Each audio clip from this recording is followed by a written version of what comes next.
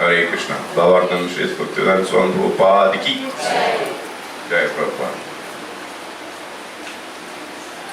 കഴിഞ്ഞ ക്ലാസ് ആരാണത്? ഹരേ കൃഷ്ണ. എന്തായിരുന്നു മാതാജിയുടെ റിയലൈസേഷൻ?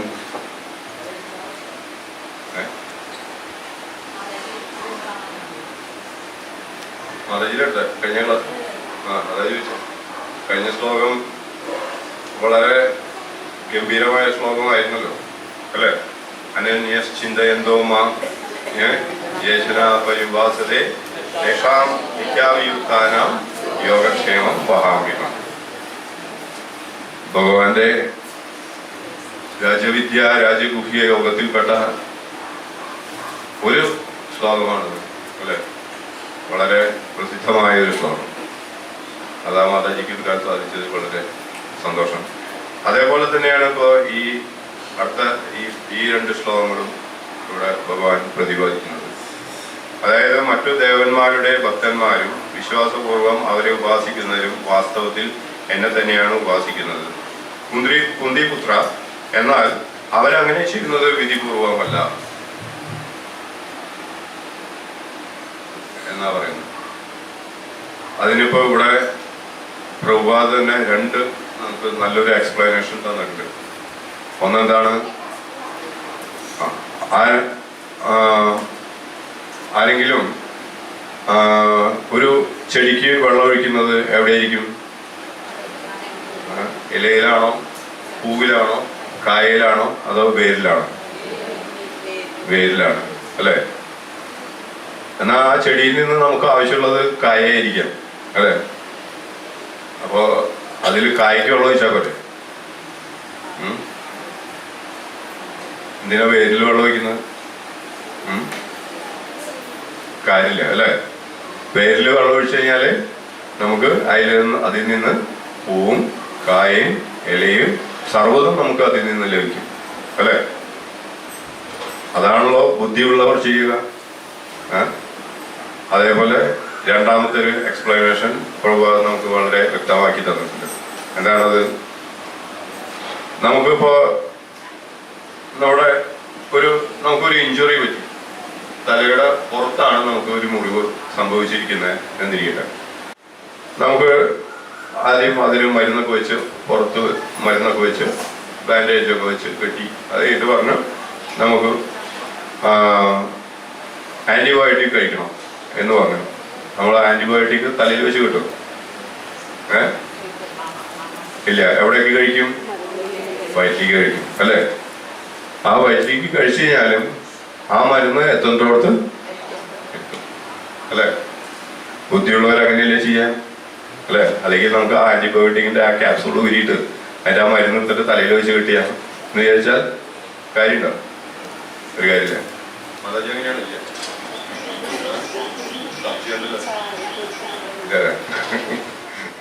ശരി, വെറുതെ പറഞ്ഞാട്ടെ. അപ്പോ ബുദ്ധിയുള്ള ഉപാസകര് എന്ത് ചെയ്യും? ഭഗവാൻ കൃഷ്ണനെ പരമദിവ്യതമ പുരുഷനായി കണക്കാക്കിക്കൊണ്ട് ഭഗവാന് വേണ്ട സേവകൾ ചെയ്യും അല്ലെ? ഭഗവാൻ ഇവിടെ തന്റെ കുരുക്ഷേത്ര യുദ്ധക്കളത്തിൽ വെച്ച് വിശ്വരൂപം ഭഗവാൻ അർജുനനെ കാണിച്ചു കൊടുത്തപ്പോൾ ആ ഭഗവാന്റെ ഓരോ അംഗങ്ങളിലും സർവരും സന്നിഹിതരായിട്ടുണ്ട്. ഭഗവാന്റെ ഭാഗവതത്തിൽ ഭഗവാന്റെ വിശ്വരൂപ വർണ്ണനയെ കുറിച്ചുള്ള അതിൽ വളരെയധികം വ്യക്തമായിട്ട് പ്രതിപാദിക്കുന്നുണ്ട്. ഇനിയിപ്പോ ഭാഗവതത്തിലേക്ക് തന്നെ കടക്കണ്ട, അടുത്ത അധ്യായത്തിൽ തന്നെ വിഭൂതി യോഗത്തിൽ വരുന്നുണ്ട്. കൂടുതൽ കാര്യങ്ങളെ കുറിച്ച് ഭഗവാൻ ഇതിൽ പറഞ്ഞ് മനസ്സിലാക്കുന്നുണ്ട്.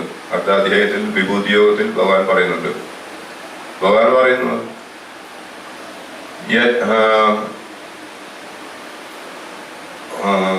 രുദ്രാണാം ശങ്കരശ്ചാസ്മി. ഭഗവാൻ പറയുന്നു രുദ്രാണാം ശങ്കരശ്ചാസ്മി. എന്താണ് അർത്ഥം?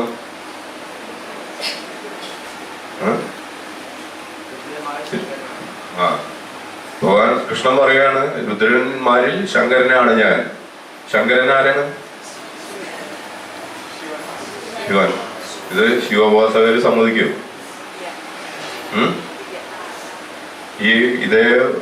ഇതൊന്ന് നമ്മുടെ ബ്രഹ്മകുമാരിസിന്റെ അവരോട് ഒന്ന് പറഞ്ഞു നോക്കും, അപ്പൊ കാണാം വിവരം. അവര് പറയുന്നത് എന്താണ്? കൃഷ്ണൻ എന്ന് പറഞ്ഞു കഴിഞ്ഞാൽ അത് ഗോപാലൻ എന്ന് പറഞ്ഞു കഴിഞ്ഞാൽ ശിവനാണ് എന്നാ പറയുന്നത് അവര്. അറിയാം.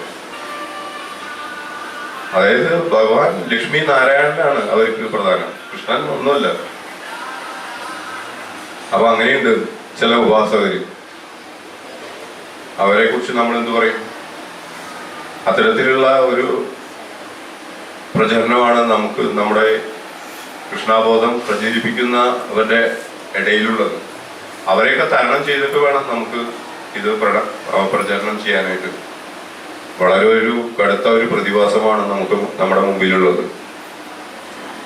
മറ്റുള്ളവരൊക്കെ വേറെ, മറ്റുള്ള മതസ്ഥരൊക്കെ വേറെ, ഇവര് അതിലും കൂടുതൽ നമുക്ക് ആവശ്യം പോലെ ഉണ്ട്. അതാണ് ഏറ്റവും സഹിക്കാൻ വയ്യാത്തത്, അല്ലെ? നമ്മുടെ പ്രചാരണം നമ്മൾ ചെയ്യുന്നതിനിടയിൽ ഇപ്പൊ നമുക്ക് ഇവിടെ ഒരിക്കലും നമ്മള് ഗുരുവായൂർ നമ്മള് ബുക്ക് സ്റ്റാൾ ഇട്ടായിരുന്നില്ലേ പ്രഭു, അല്ലേ? അന്ന് നമ്മളുടെ തൊട്ടടുത്ത് അവരല്ല ഉണ്ടായിരുന്നത്, അല്ലേ? ബ്രഹ്മവരും അല്ലെ, അവരുടെ ഒരു സ്റ്റാൾ ഉണ്ടായിരുന്നു. അവരെന്ത് ചെയ്തിരുന്നു വെച്ചാൽ നമ്മുടെ മുമ്പിൽ നിന്നുകൊണ്ട് നമ്മുടെ അവിടേക്ക് വരുന്ന ആൾക്കാരെ മുഴുവൻ അവർ അങ്ങോട്ട് വലിച്ചോളൂ. എന്താ ചെയ്യാ? പക്ഷെ വൈഷ്ണവരെന്താണ്? അവര് സർവ്വതും സഹിക്കുന്നതിന് തയ്യാറാണ്. കാരണം എന്ന് വെച്ചാൽ ഭഗവാൻ നമ്മുടെ കൂടെയുണ്ട്. ഭഗവാൻ സർവ്വതുമാണ്, എല്ലാത്തിൻ്റെയും അധിപതിയാണ്. അപ്പൊ എല്ലാത്തിൻ്റെയും ഗുണം ഭഗവാൻ നമുക്ക് തന്നിരിക്കും, അതിൽ യാതൊരു സംശയമില്ല. അപ്പൊ അതേപോലെ ഇപ്പൊ ഇവിടെ ഭഗവാൻ പറയുന്നു, ഇപ്പൊ പ്രഭുപാദിന്റെ ഭാവാർത്ഥത്തിൽ പിന്നെ പറയുന്നു എന്താണെന്ന് വെച്ച് കഴിഞ്ഞാൽ,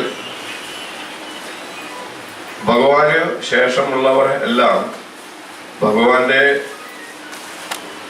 കീഴിലുള്ള ഉദ്യോഗസ്ഥന്മാരാണ് എന്നാണ്. കീഴിലുള്ള ഉദ്യോഗസ്ഥന്മാരാണ് അവരൊക്കെ. അപ്പോ ഇതെല്ലാം അംഗീകരിക്കാനായിട്ട് ഇവിടെ ആരെങ്കിലും സാധിക്കാത്തവരുണ്ടോ? ഇത് ശരിയല്ല എന്ന് വിചാരിക്കുന്നവർ ആരെങ്കിലും ഉണ്ടോ? ഇവിടെ കൂടിയിരിക്കുന്നവർ ഉണ്ടെങ്കിൽ പറയാം. ആർക്കെങ്കിലും ഇക്കാര്യത്തിൽ എന്തെങ്കിലും സംശയമുണ്ടോ?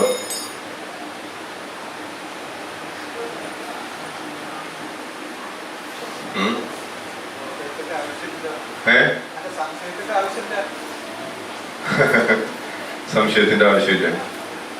ബുദ്ധിയുള്ളവർക്ക് സംശയത്തിന്റെ ആവശ്യം ഉണ്ടാവില്ല. കാരണം എന്ന് വെച്ചാൽ ബുദ്ധിയുള്ളവർക്ക് ഭഗവാന്റെ കൃപ കൊണ്ടാണ് ആ ബുദ്ധി ഉണ്ടാവുന്നത്. ഭഗവാൻ ഗീതയിൽ തന്നെ പറയുന്നുണ്ട്, ബഹൂനാം ജന്മനാമന്തേ ജ്ഞാനവാൻ മാം പ്രപദ്യതേ വാസുദേവ സർവമിതി സമഹാത്മാ സുദുർലഭ എന്ന്. ബഹുനാം ജന്മനാമന്തേ, അനേക ജന്മങ്ങൾക്കൊടുവിലാണ് ഈ ബുദ്ധി ലഭിക്കുള്ളൂ. എങ്ങനെ? ജ്ഞാനത്തിന്റെ പരമകാഷ്ടമുണ്ട്. ആ ജ്ഞാനത്തിന്റെ അറിവ് കൊണ്ടാണ് ഇത് സാധിക്കുകയുള്ളൂ എന്നതുപോലെ, അല്ലാതെ പെട്ടെന്ന് ഒരാൾക്ക് സാധിക്കില്ല. എന്നാൽ ഭഗവാന്റെ അനുഗ്രഹം ഉണ്ടെങ്കിൽ ഒരു ദരിദ്രനായിക്കോട്ടെ, അവന് എത്രയും പെട്ടെന്ന് ഒരു നല്ലൊരു ശുദ്ധ ഭക്തന്റെ ആ സത്സംഗം കൊണ്ട് അവന് പെട്ടെന്ന് ലഭിക്കുന്നു. അവൻ ചിലപ്പോ ഒന്നും കൂടുതൽ അവന് ജ്ഞാനമോ വിജ്ഞാനമോ യോഗമോ ഇതൊന്നും അവനൊരു പ്രശ്നമല്ല. അവനോട് പെട്ടെന്ന് ഒരു ശുദ്ധ വൈഷ്ണവൻ ചെന്ന് പറയുന്നു, കൃഷ്ണനാണ് കേട്ടോ പരമ ദിവ്യോത്തമ പുരുഷൻ, കൃഷ്ണന്റെ നാമമാണ് ജപിക്കേണ്ടത്, കൃഷ്ണന്റെ ഭക്തിയുത സേവനമാണ് ചെയ്യേണ്ടതെന്ന് കേൾക്കുന്ന മാത്രമേ തന്നെ അവൻ ആ ഭക്തിയുത സേവനത്തിലേക്ക് ചാടിയിറങ്ങുന്നു. അത് ഏറ്റവും ഭക്തിയുടെ അവർക്ക് ജന്മജന്മാന്തരമായിട്ട് കിട്ടിയിട്ടുള്ള ആ ഭക്തിയുടെ അല്ലെങ്കിൽ അനുഗ്രഹത്തിന്റെ ആ പരമകാഷ്ട കൊണ്ടാണ് അത് സാധിക്കുന്നത്. അതാണ് നമുക്ക് ആവശ്യം. ആ ഭക്തിയുത സേവനത്തിന്റെ മാർഗത്തിലേക്ക് നമുക്ക് കടന്നെത്തണം. പിന്നെ ഇവിടെ കൂടിയിരിക്കുന്നവർക്ക് ആർക്കും സംശയമില്ല എന്നുള്ള സംശയമില്ല എന്നും നമുക്ക് തോന്നുന്നു. കാരണം ഭഗവാൻ കൃഷ്ണൻ പരമദിവ്യോത്തമ പുരുഷനാണ് എന്നുള്ള കാര്യത്തിൽ ആർക്കും സംശയമില്ലല്ലോ, ഇല്ല എന്നതിലും വളരെ നല്ലൊരു കാര്യമാണ്. അവരെയൊക്കെ എല്ലാവർക്കും എന്താണ്, സുബുദ്ധി, നല്ല ബുദ്ധിയുള്ളവർ എന്നാണ് ഭഗവാൻ തന്നെ പറയുന്നത്.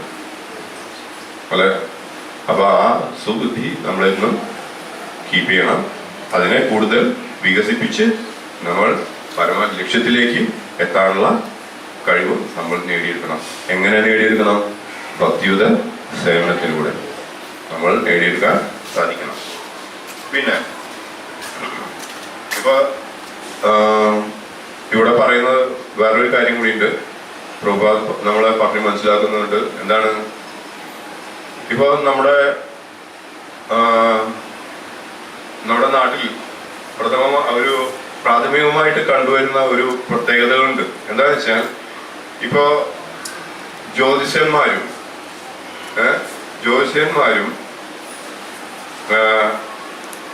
അതേപോലെ തന്നെ എന്താണ്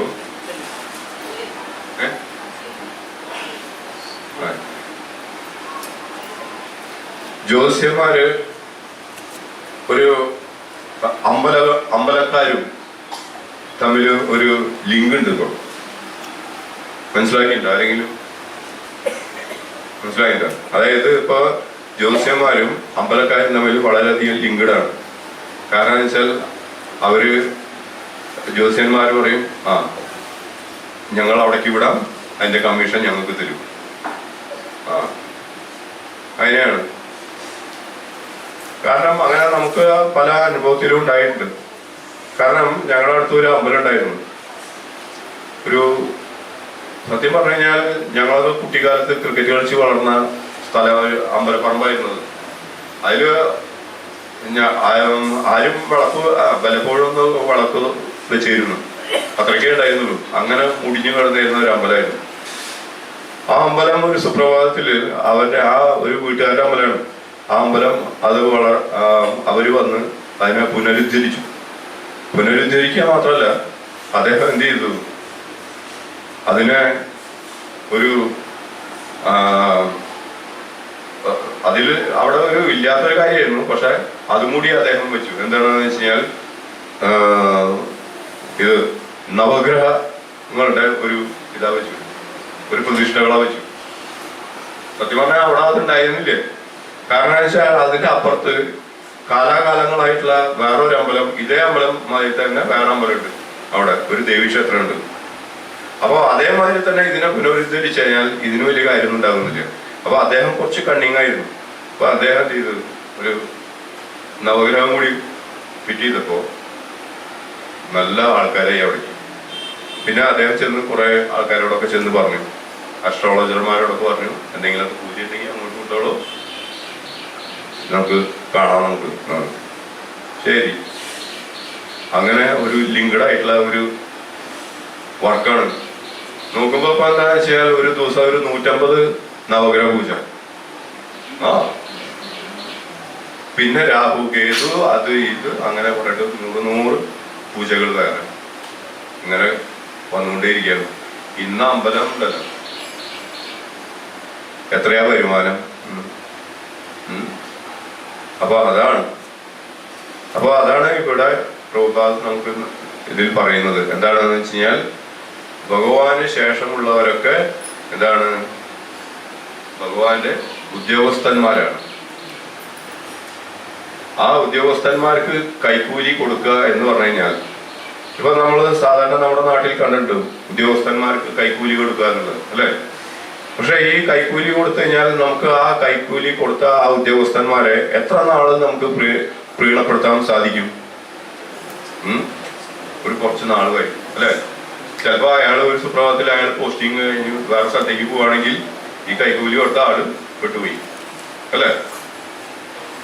അയാൾ പറയും, അയ്യോ ഞാൻ മാറി പോകുന്നില്ലേ, നിങ്ങൾ അടുത്ത ആൾ വരും, അയാൾ കൊടുത്തു, അല്ലെ? അപ്പൊ നമുക്ക് ഇത്തരത്തിലുള്ള കൈക്കൂലി കൊടുത്തുകൊണ്ടിരിക്കാനേ നമുക്ക് ധൈര്യം ഉണ്ടാകും. അപ്പൊ അതുകൊണ്ട് ബുദ്ധിയുള്ളവരെന്ത് വേണം? കൈക്കൂലി കൊടുക്കരുത്. കൊടുക്കാം. ആർക്ക് വേണ്ടി? ഭഗവാന് കൊടുക്കാം. അത് കൈക്കൂലിയല്ല, അത് സേവയാണ്. അതെ. അപ്പൊ അത് അടുത്ത ശ്ലോകത്തിലും അതിനെക്കുറിച്ച് പറയുന്നുണ്ട്.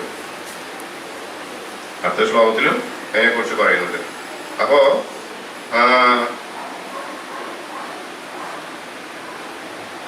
ആ മറ്റുള്ളവർക്ക്, മറ്റുള്ള ദേവ ഉപാസകർക്ക് കൈക്കൂലി കൊടുക്കുന്നത്, അവരെ സത്യം പറഞ്ഞാൽ അവരെ പൂജിക്കുന്നത് കൃഷ്ണൻ ഇവിടെ ആ ദേവാരാധനയെ പറയുന്നത് അവിധിപൂർവകം. അവിധിപൂർവകം, അത് വിധി പ്രകാരമല്ല. ഇപ്പൊ ഇവിടെ നാട്ടിൽ നമുക്കൊരു ഭരണകൂടം ഉണ്ട് അല്ലെ? ഈ ഭരണകൂടത്തെയാണോ അംഗീകരിക്കേണ്ടത്, അതോ അതിന്റെ കീഴിലുള്ള ഉദ്യോഗസ്ഥന്മാരെയാണോ നമ്മൾ, അവരുടെ നിയമങ്ങളെയാണോ നമ്മൾ പാലിക്കേണ്ടത്? ആരെയാണ് വേണ്ടത്? ഭരണകൂടത്തിന്റെ നിയമങ്ങളെയാണ് നമ്മൾ പാലിക്കേണ്ടത് അല്ലെ? അല്ലാതെ ഉദ്യോഗസ്ഥന്മാരുടെ നിയമങ്ങളെല്ലാം നമ്മൾ പാലിക്കേണ്ടത്. അപ്പൊ അഥവാ ആ ഉദ്യോഗസ്ഥന്മാരുടെ നിയമങ്ങളെയാണ് നമ്മൾ പാലിക്കുന്നത് എന്നുണ്ടെങ്കിൽ അതിനെയാണ് ഇവിടെ അവിധി പൂർവകം എന്ന് ഭഗവാൻ പറയുന്നത്. അതായത് ഭഗവാൻ സത്യമായിട്ട് ഭഗവാൻ പറയുന്നത് എന്താണെന്ന് വെച്ച് കഴിഞ്ഞാൽ, ഭഗവാൻ പറയുന്നത് അത് ആരാധന ശരിയല്ല എന്നാണ് അല്ലെ? ഇനി ഭഗവാൻ വേറൊരു കാര്യം കൂടി പറയുന്നു ഇതിലൂടെ. എന്താണ്? എന്നാൽ ഇവർ ആരാധിക്കുന്നതൊക്കെ എന്നെ തന്നെയാണെന്നാണ്. അതാണ് കാര്യം. എന്താണ്? എന്നാൽ എന്നെ തന്നെയാണ് ഇവര് ആരാധിക്കുന്നത്. എന്നാൽ അത് അവിധിപൂർവമാണ് കാര്യം. അവിടെയാണ് കാര്യം. ഇഷ്ടമാണ്. അപ്പോ എന്താണ് കാരണം? കാരണം എന്ന് വെച്ചാൽ ഭഗവാന്റെ ഒരംശമാണത്. ഇപ്പൊ ഈ പറയുന്ന ബ്രഹ്മാവ് എവിടുന്നാണ് ഉത്ഭവിച്ചത്? നാഭിയിൽ നിന്ന് അല്ലെ? അപ്പൊ ഭഗവാന്റെ ആ നാഭിയിൽ നിന്ന് ഉത്ഭവിച്ച ആളാണ് ബ്രഹ്മാവ്. അപ്പൊ ഭഗവാന്റെ അംശമാണത് അല്ലെ? ആ ബ്രഹ്മാവിന്റെ തിരുനെറ്റിയിൽ നിന്നാണ് ശങ്കരൻ ഉത്ഭവിച്ചത്. ഭഗവാൻ ശിവൻ ശങ്കരൻ ജനിച്ചത് ഭഗവാന്റെ ബ്രഹ്മാവിന്റെ തിരുനെറ്റിയിൽ നിന്ന് ഭഗവാൻ തന്നെ അവതാരമെടുത്തുകൊണ്ട്. കാരണം സൃഷ്ടി ബ്രഹ്മാവാണല്ലോ, ആയതിനാൽ ബ്രഹ്മാവ് വഴി ഭഗവാൻ തന്നെ അവതരിക്കുകയാണ്. ആരായിട്ട്? ശിവനായിട്ട്. അതുകൊണ്ടാണ് ഭഗവാൻ അടുത്ത അധ്യായത്തിൽ പറയുന്നത് രുദ്രാണാം ശങ്കരശ്ചാസ്മി എന്ന് പറയുന്നതിന്റെ കാരണം അതാണ്. കാരണം രുദ്രനും ശങ്കരനും ഞാൻ തന്നെ.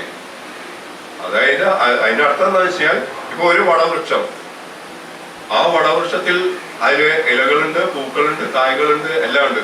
അതിന്റെ മെയിൻ പ്രൊഡക്റ്റ്, ആ ഉൽപ്പന്നം ആരാണ്? ഈ സെൻട്രൽ കാണ്ഡം അല്ലെ? ആ തടി, ആ തടിയിൽ നിന്നാണ് ഇതുള്ളത്. ആ തടിയില്ലെങ്കിലോ ഇതൊന്നുമില്ല എന്ന പോലെ.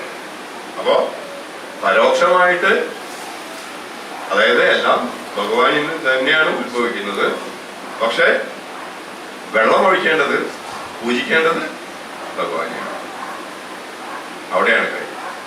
അപ്പൊ അതിനെയാണ് ഇവിടെ ഭഗവാൻ പറയുന്നത്. എന്താണ്? അവരങ്ങനെ ചെയ്യുന്നത് വിധിപൂർവമല്ല എന്ന്.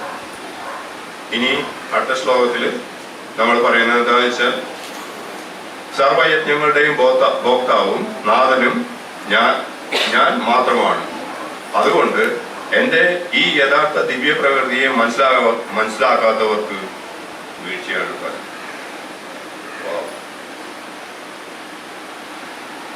സൂപ്പർ. ഇങ്ങനെ ആരെങ്കിലും പറയണ്ട.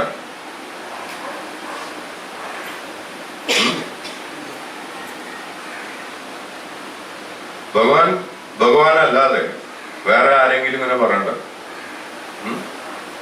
ഭഗവാൻ വേറെ ശ്ലോകത്തിൽ പറയണ എന്താണ്? എന്നെ മാത്രം ശരണം പ്രാപിക്കൂ. സർവധർമാൻ പരിത്യജ്യ മാമേകം ശരണം വ്രജ. എന്നെ മാത്രം ശരണം പ്രാപിക്കൂ എന്ന് അങ്ങനെയും ആരെങ്കിലും പറയണ്ട? ഏതെങ്കിലും ഗ്രന്ഥത്തിൽ ആരെങ്കിലും പറയണ്ടോ? ഇല്ല. നമുക്കിവിടെ ശിവപുരാണമുണ്ട്, സ്കന്ദപുരാണമുണ്ട്, ദേവി പുരാണമുണ്ട്, അങ്ങനെ പല പുരാണങ്ങളുണ്ട്. ഏതെങ്കിലും ഗ്രന്ഥത്തിൽ അങ്ങനെ പറഞ്ഞിട്ടുണ്ടോ? പറഞ്ഞിട്ടുണ്ട്. ദേവി പുരാണത്തിൽ പറഞ്ഞിട്ടുണ്ട്. ഇല്ല അല്ലേ? ശരി.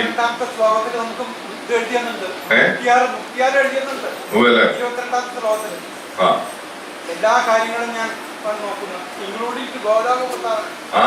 അത് ഇതിൽ തന്നെ അല്ല, വേറെ കാര്യമുണ്ട്. അതിലൊക്കെ ഞാനാണ് എന്ന് പറഞ്ഞിട്ടെങ്കിലും പക്ഷെ നേരത്തെ പറഞ്ഞ 2 വരിയുണ്ടല്ലോ, ആദ്യത്തെ 2 വരികൾ ഓക്കെ. ഏത് എന്താണ്? സർവധർമാൻ പരിത്യജ മാമേകം ശരണം വ്രജ. അല്ലല്ല, അവിടെ വരെ അവര് പറയട്ടോ. പക്ഷെ അതിന് ശേഷമുള്ള 2 വരി അത് പറയാൻ പറ്റില്ല അവർക്ക്. വേറെ ഒരാൾക്കും സാധിക്കില്ല. എന്താണ്? അഹംസാം സർവഭാവ്യോ മോക്ഷയിഷ്യാമി മാ ശുചഃ. അത് 2 സാധിക്കില്ലേ? പറ്റുമോ? പറ്റില്ല. അതിനാര് വേണം? ആര് വേണം? ആര് വേണം? ആര് വേണം? ഉറക്കെ പറയൂ. ആര്? ഭഗവാൻ. ഭഗവാൻ എന്ന് പറഞ്ഞാൽ ഭഗവാൻ സായിബാബ എന്ന് പറയുന്നുണ്ട്. അങ്ങനെ പറഞ്ഞ ശരിയാവോ? പറയൂ, പേര് പറയൂ. കൃഷ്ണൻ, കൃഷ്ണൻ, കൃഷ്ണൻ. That's all. അതുകൊണ്ടാണ് മുകുന്ദൻ എന്ന പേര് അദ്ദേഹത്തിന് വന്നിരിക്കുന്നത്. എന്താണ്? മുകുന്ദൻ എന്ന ആ പേര് എന്താണ് അതിന്റെ അർത്ഥം? മുക്തിദാതാവ്. മനസ്സിലായോ? അല്ല, ഇനിയിപ്പോ നമുക്ക് അങ്ങനെ ട്രിപ്പ് അടിച്ചാൽ മതി എന്നുണ്ടെങ്കിൽ നമുക്ക് എന്ത് വേണമെങ്കിലും ആവാം അല്ലെ പ്രഭു? അല്ലെ, നമുക്ക് ആ ലോകം അവിടെ നിന്ന് ഇങ്ങോട്ട്, ഇവിടുന്ന് അങ്ങോട്ട്, ഇങ്ങനെ നമുക്ക് ഇപ്പൊ നമ്മളിപ്പോ എന്താ പറയാ, നമ്മള് ഡെയിലി പോകണില്ലേ? നമ്മള് ജോലി സ്ഥലത്ത് നിന്ന് വരുന്നു, ഇങ്ങോട്ട് വരുന്നു, വീട്ടിൽ വരുന്നു, വീട്ടിൽ നിന്ന് ജോലി, അങ്ങനെ ഒക്കെ പോയി വരുന്നവർക്കാണെങ്കിൽ നമുക്ക് അത് മതി. അല്ല, ഇനി പെർമനന്റ് നമുക്ക് നമ്മുടെ വാസസ്ഥലത്തേക്ക്, നമ്മുടെ തറവാട്ടിലേക്ക് തന്നെയാണ് പോണം. അവിടെ നിന്ന് നമുക്ക് അച്ഛനമ്മയുടെ കൂടെ നമുക്ക് കളിച്ച് നല്ല രസിച്ച് നല്ല സുന്ദരമായിട്ട് എന്താ പറയാ, ഇവിടുത്തെ മാതിരിയുള്ള ഈ ജരാവ്യാധി ഇതൊന്നും ഇത്യാദി ഇതൊന്നും അസുഖങ്ങളും ഇതൊന്നും ഇല്ലാതെ നല്ല ശാശ്വതമായ ആ വാസസ്ഥാനത്ത് നമുക്ക് വസിക്കണം എന്ന് ആഗ്രഹിക്കുന്നവർക്ക് നമുക്ക് അവിടേക്ക് പോകാം. അങ്ങനെ പോണവര് ആരൊക്കെ ഉണ്ട്? പോകാൻ തയ്യാറുള്ളവര്?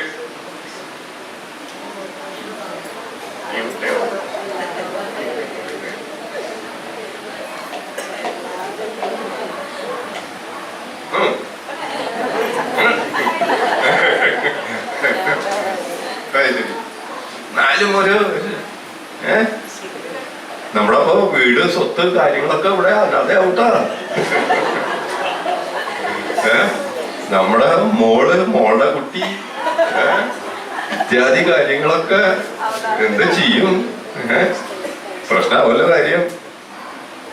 ആയി ഇതൊക്കെ വിട്ട എങ്ങനെയാ പോവാ? അവിടെ 5 ഏക്കർ, ഇവിടെ 10 ഏക്കർ, അവിടെ 2 ഫ്ലാറ്റ്, ഇതൊക്കെ വഴിയാധാരവും. അപ്പൊ ഇങ്ങനെയൊക്കെയാണ് സ്ഥിതിഗതികൾ. അപ്പൊ അതൊന്നും പോരാ. അപ്പോ ഇവിടെ പറയുന്നത് എന്താണെന്ന് വെച്ച് കഴിഞ്ഞാൽ, ഈ ശ്ലോകത്തിലൂടെ നമ്മൾ പറയുന്നത് എന്താണെന്ന് വെച്ചാൽ, സർവയജ്ഞങ്ങളുടെയും ഭോക്താവ് ഞാനാണ്. എന്താണ്? സർവയജ്ഞങ്ങളുടെയും ഭോക്താവ് ഞാനാണ്.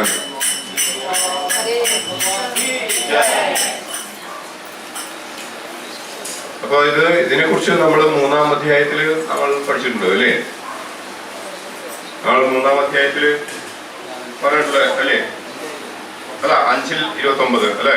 5:29 പറഞ്ഞിട്ട് ഭോക്താരാം യജ്ഞ തപസാം സർവലോകമഹേശ്വരം സുഹൃതം സർവഭൂതാനാം ജ്ഞാത്വാമാം ശാന്തി മുച്ഛതി അല്ലേ? നമ്മള് 5-ാം അധ്യായം 29-ാം ശ്ലോകത്തില്. ഇനി അത് വീട്ടിൽ വന്നിട്ട് നോക്കിക്കോളും. 5:29 ഭോക്താരാം യജ്ഞതവസാം, എല്ലാ യജ്ഞങ്ങളുടെയും ഭോക്താവ് ഞാനാണ് എന്ന് പറയുന്നുണ്ട്. അപ്പോ അതും ഭഗവാൻ നേരത്തെ പറഞ്ഞു വെച്ചിട്ടുണ്ട്. ഇനി അതിലും സംശയം വേണ്ട എന്നുള്ള കാര്യത്തിൽ. എല്ലാ യജ്ഞങ്ങളുടെയും ഭോക്താവ് ഞാനാകുന്നു എന്ന്. പിന്നെ വൈദിക ഗ്രന്ഥങ്ങളിൽ വിവിധ യജ്ഞങ്ങളെ പറ്റി പ്രസ്താവിച്ചിട്ടുണ്ടെങ്കിലും ഭഗവത് പ്രീതിയെ മുൻനിർത്തിക്കൊണ്ടവയാണ് ആ സത്കർമ്മങ്ങളെല്ലാം എന്ന് ഇവിടെ വ്യക്തമാക്കുന്നു. യജ്ഞം എന്നാൽ വിഷ്ണു എന്നർത്ഥം. ഈ യജ്ഞം എന്നാൽ വിഷ്ണു എന്ന അർത്ഥം എന്ന വരുന്ന ഈ യജ്ഞത്തെ കുറിച്ചുള്ള ശ്ലോകത്തെ 3-ാം അധ്യായത്തിൽ പ്രതിപാദിച്ചിട്ടുണ്ട്. 3:10 ഇല്ലേ? സഹയജ്ഞ പ്രജാസൃത്വ എന്ന് പറഞ്ഞിട്ട് അതിൽ ഗീത 3:10 ഭഗവാൻ ഇതിനെ കുറിച്ച് വ്യക്തമായിട്ട് പറയുന്നുണ്ട്. കാരണം എല്ലാ യജ്ഞങ്ങളുടെയും ഭോക്താവ് ഞാനാണ്, എല്ലാ യജ്ഞപതിയും ഞാനാണ് എന്നുള്ളതിനെ കുറിച്ച്. അതെ, നമുക്ക് ഇതിനൊരു ഒരു ഒരു കഥയുണ്ടായിട്ടുണ്ട് മുമ്പ് ഇല്ലേ? നമ്മുടെ ഭഗവാന്റെ ബലരാമനും കൂട്ടുകാരൊക്കെ കൂടി നമ്മുടെ വൃന്ദാവനത്തിൽ തൻ്റെ പശുക്കളെ മേയിച്ചുകൊണ്ടിരിക്കുന്ന സമയത്ത് അദ്ദേഹത്തിന് ഉച്ചനേരമായി. അപ്പോ കഠിനമായിട്ട് വിശപ്പ് തോന്നി. അപ്പോ ഭഗവാൻ അറിയാലോ, അല്ല ഭഗവാനെ കുറിച്ച് അറിയാലോ, വിശപ്പ് തീർന്നു കഴിഞ്ഞാൽ ആൾ മഹാവിശക. അപ്പൊ അതുകൊണ്ട് അദ്ദേഹം പറഞ്ഞു, എനിക്ക് ഉടനടി കുറച്ച് പ്രസാദം കിട്ടണം, എന്ത് ചെയ്യും?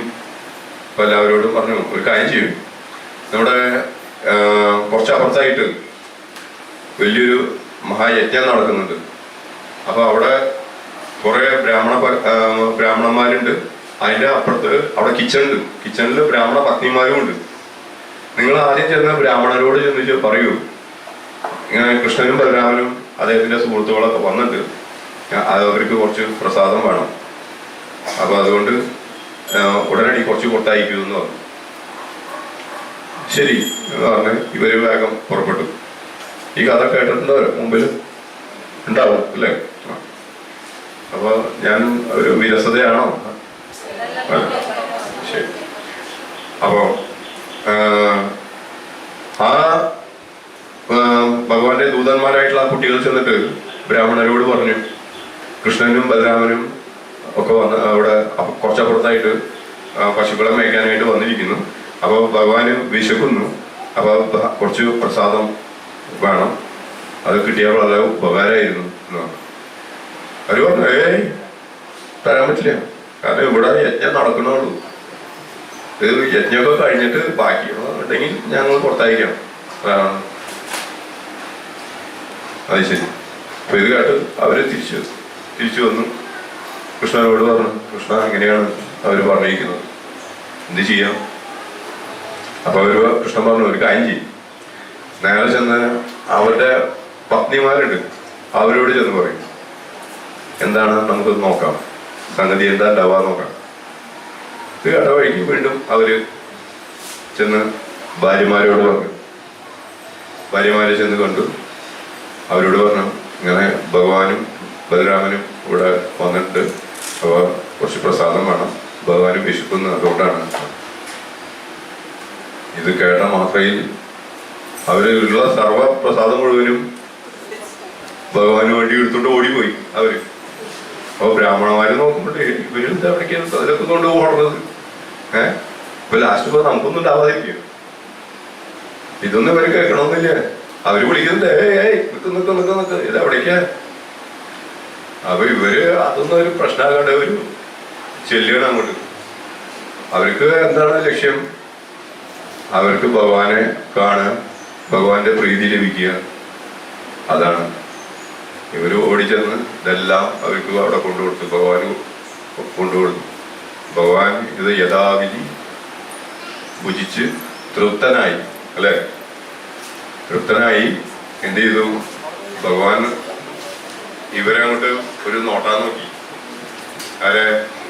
ഈ യജ്ഞപതികളുടെ പത്നിമാരെ എല്ലാവരെയും കൂടി ഒരു നോട്ടാൻ നോക്കി. നോക്കിയിട്ട് എന്ത് ചെയ്തെന്ന് വെച്ചാൽ ഭഗവാൻ അവരുടെ കണ്ണി കൂടെ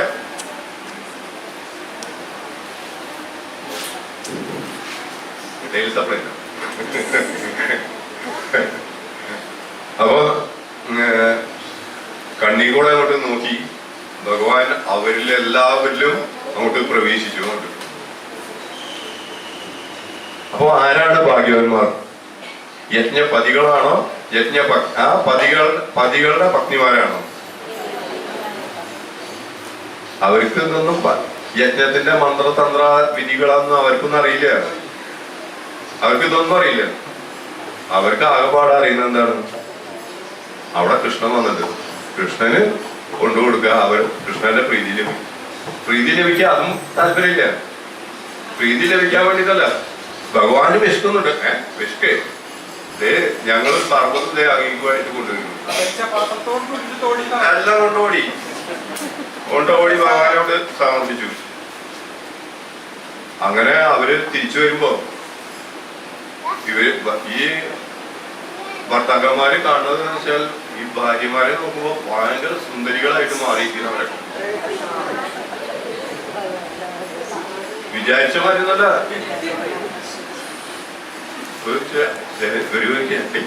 ഞാൻ ഭയ സുന്ദരിയായിരുന്നല്ല ഫെയറൽ ലവ്ലി ഇതിന് ഏറ്റവും വലിയ ഫെയറൽ ലവ്ലിക്കാരൻ അവിടെ ഉണ്ട്. കന്ദർപ്പ കോടി കമനീയ വിശേഷ ശോഭം ഗോവിന്ദമാതി പുരുഷം തമഹമുച അല്ലെ. അനേക കന്ദർപ്പന്മാർ ആരാണ്? കാമദേവൻ.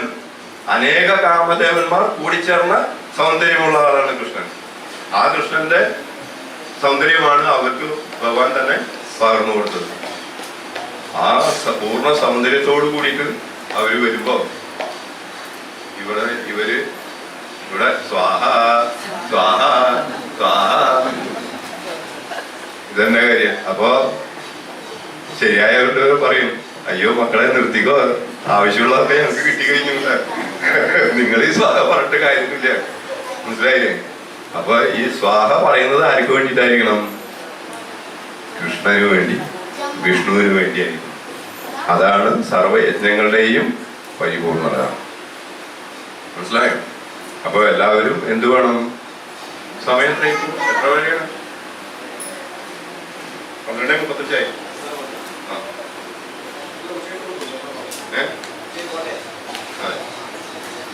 അപ്പോ അങ്ങനെയാണ്. അപ്പൊ സർവയജ്ഞങ്ങളുടെയും നാഥൻ ഭഗവാനാണ് എന്ന് മനസ്സിലാക്കി അതനുസരിച്ച് വേണം നമ്മൾ ജീവിക്കാനും പ്രവർത്തിക്കാനും വേണ്ടത്. ഇവിടെ നമ്മൾ ഭക്തിയുത സേവനത്തിന് വളരെയധികം മുൻതൂക്കം കൊടുക്കണം. ഭക്തിയുത സേവനം എന്ന് പറയുമ്പോൾ എന്തൊക്കെയാണ് ഭക്തിയുത സേവനങ്ങൾ? എത്ര എണ്ണാണ്? 9 അല്ലെ? 9 എണ്ണമുണ്ട്. എന്തൊക്കെയാണ്? ശ്രവണം, കീർത്തനം, വിഷ്ണു സ്മരണം, അർച്ചനം, വന്ദനം, പാദസേവനം, അർച്ചനം, ആത്മനിവേദനം. പാദസേവനം വിട്ടുപോയില്ലോ അല്ലേ? ഓക്കെ. അങ്ങനെ 9 കാര്യങ്ങളുണ്ട്. അപ്പോ ശ്രവണത്തിലും കീർത്തനത്തിലും സ്മരണത്തിലും മാത്രം പോരാ. ശ്രവണം, കീർത്തനം, വിഷ്ണു സ്മരണം എന്ന് പറഞ്ഞു കഴിഞ്ഞാൽ അത് തുടക്കകാര്യങ്ങളാണ് അല്ലെ? അപ്പൊ ആ 3 നിന്ന് നമ്മൾ മുന്നേറണം. ഓരോ പടി മുന്നേറി വരെ പോകണം.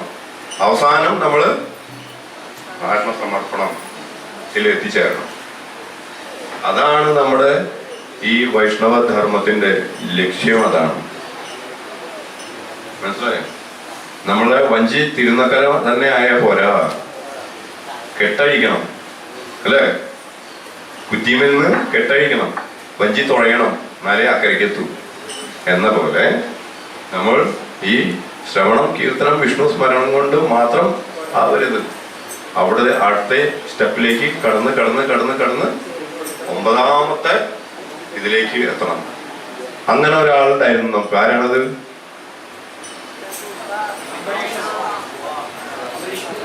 അംബരീഷ് മഹാരാജ് അല്ലേ? അംബരീഷ് മഹാരാജ് ഉണ്ടായിരുന്നു. എല്ലാ 9 ഭക്തിയുത സേവനങ്ങൾ ഒരുമിച്ച് ചെയ്ത ആ രാജാവ് ഉണ്ടായിരുന്നു. അദ്ദേഹം രാജാവാണ് എങ്കിൽ കൂടി അദ്ദേഹം ഈ പറഞ്ഞ എല്ലാവിധ കാര്യങ്ങളും അദ്ദേഹം ചെയ്തിരുന്നു. അപ്പൊ അത്തരത്തിലുള്ള ആ സേവനത്തിലേക്ക് നമ്മൾ കടക്കണം. അപ്പൊ ഇവിടെ വന്ന് നമ്മളൊന്ന് അടിച്ചു വാരി കഴിഞ്ഞാൽ അതൊരു സേവനമാണ്. നമ്മൾ ആരും വിചാരിക്കരുത് നമ്മൾ ഇവിടെ വന്ന് ചൂലെടുക്കും. ഞാനാ പ്ലേറ്റ് കഴുകി, പാത്രം കഴുകി. ഇവിടെ ഭക്തന്മാർ കഴിച്ച പാത്രം കഴുകി. നമ്മുടെ ഗോസ്വാമിമാരിൽ, നമ്മുടെ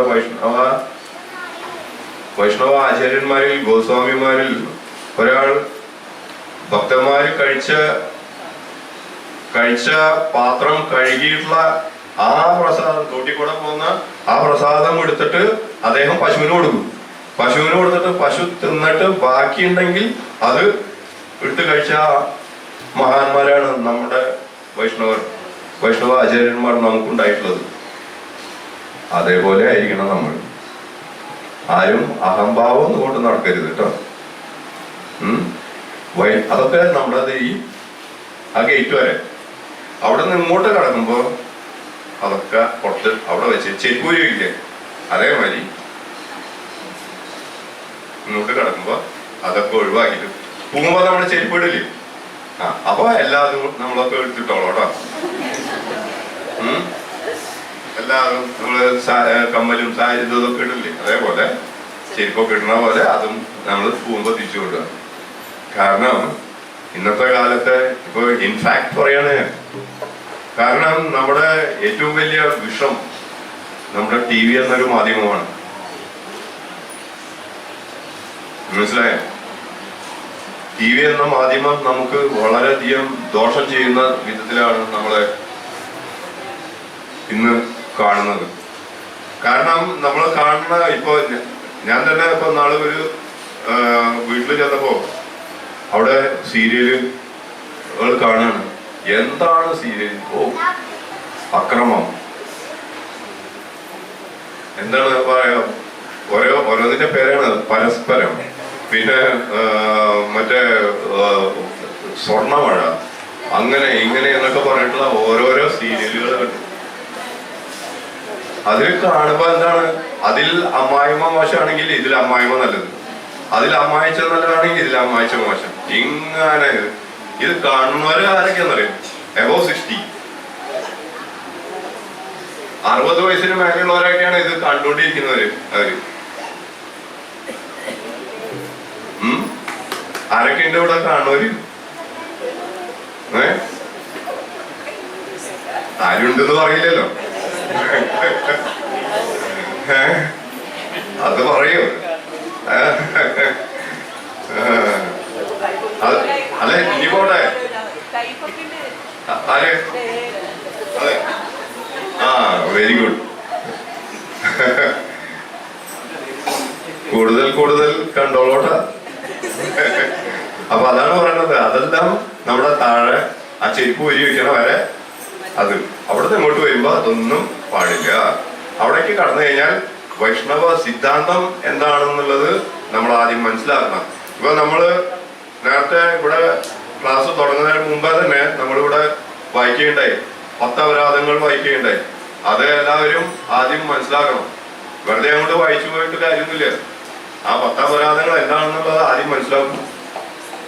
അതിനെ കുറിച്ച് അറിവില്ലെങ്കിൽ ഇവിടെ പ്രഭുണ്ട്, പ്രഭുവിനോട് ചോദിച്ച് മനസ്സിലാക്കും എന്താണ് അതിന്റെ വിശേഷം എന്നുള്ളത്.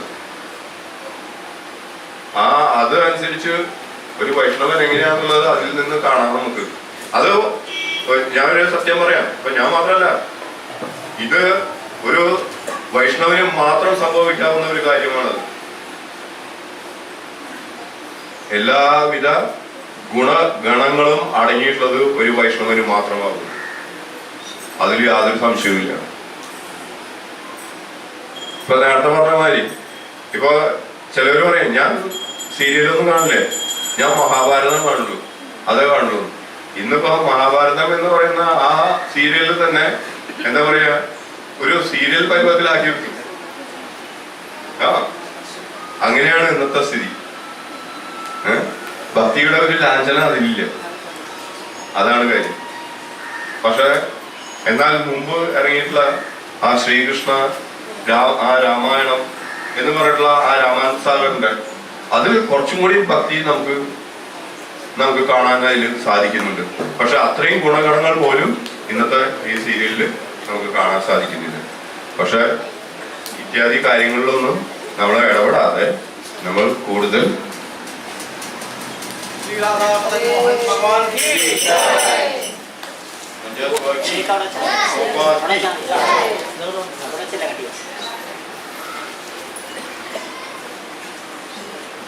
അപ്പൊ ഇങ്ങനെയൊക്കെയാണ് കാര്യങ്ങള്. പിന്നെ അതേപോലെ ഇതിൽ ലാസ്റ്റ് പ്രഭുപാദ് നമുക്ക് പറയുന്നുണ്ട്. അതായത് ഇപ്പൊ ഭഗവാൻ ആദ്യം പറയുന്നുണ്ട് എന്താണ്, എന്റെ യഥാർത്ഥമായ ഈ ദിവ്യ പ്രകൃതിയെ മനസ്സിലാക്കാത്തവർക്ക് വീഴ്ചയാണ് ഫലം. വീഴ്ചയാണ് ഫലം. അപ്പോ ഈ ഭഗവാന്റെ അതീന്ദ്രിയ ജ്ഞാനമാകുന്ന ഈ ജ്ഞാനം മനസ്സിലാക്കാത്തവർക്ക് വീഴ്ചയാണ് ഫലം. യാതൊരു സംശയമില്ല. അതിന് നമുക്ക് ഉദാഹരണങ്ങളായിട്ട് അനവധി പേരുണ്ട്. ആരായിരുന്നു നമ്മുടെ രാവണൻ? ആരായിരുന്നു നമ്മുടെ കുംഭകർണൻ? ആരായിരുന്നു നമ്മുടെ മറ്റേ ശിശുപാലൻ? ആരായിരുന്നു നമ്മുടെ ഹിരണ്യകശിപു, ഹിരണ്യാക്ഷൻ, പിന്നെ നമ്മുടെ എന്താ പറയാ ജടാസന്ധൻ? അവരൊക്കെ ആരായിരുന്നു? അവരൊക്കെ തികഞ്ഞ ശൈവഭക്തന്മാരായിരുന്നു. അവർക്ക് എന്തൊക്കെയുണ്ട് ഗുണങ്ങൾ ഉണ്ടായി? അവർക്ക് എന്തെങ്കിലും ഉണ്ടായോ ഗുണം? സാക്ഷാൽ നമ്മുടെ ബാണാസുരൻ തന്റെ കൊട്ടാരത്തിന് ശിവഭഗവാനെ തന്നെ കാവൽ നിർത്തി.